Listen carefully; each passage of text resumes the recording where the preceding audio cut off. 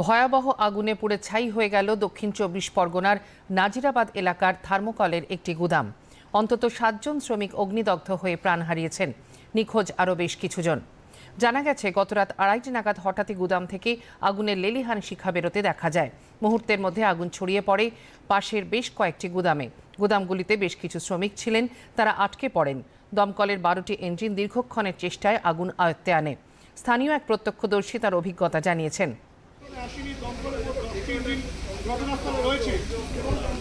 করে আগুন শুরু হলো আর কি। এই খাটালের একজন লোক ছিল, উনি এসে মোটামুটি চেষ্টা করেছেন নেভানোর। তারপরে শুধু আগুন বেড়েই যাচ্ছে আর প্রচণ্ড পরিমাণে ধোঁয়া, উঁচু আগুন, মানে প্রায় একদম ২তলা ২.৫তলা উঁচু আগুন হয়েছে। তো আগুন আর খুব জোরে জোরে আওয়াজ, মানে বাজি ফাটানোর মতন বড় বড় জোরে জোরে আওয়াজ, যেটা মানে গ্যাস সিলিন্ডার ফাটতে পারে বা অনেক কিছু রান্না হতো এখানে অনেকজনের, হয়তো গ্যাস সিলিন্ডার থেকে আওয়াজ। তারপরে রাত্রে আমরা আসলাম, দেখলাম, তারপরে তো দমকল চলে এসছে। মোটামুটি দমকল এসছে, দেখেন দমকলে অনেকগুলো ইঞ্জিন এসেছিলো, ডাইরেক্ট ঢুকতে পারেনি এখানে।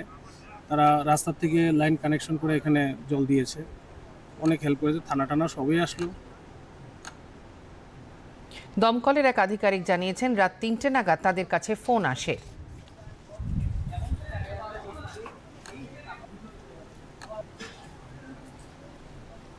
আগুন তো ভোর আমরা ৩টের সময় কল পেয়েছিলাম, তারপরেই আমরা এখানে পর্যায়ক্রমে 12টা ফায়ার ইঞ্জিন পাঠাই।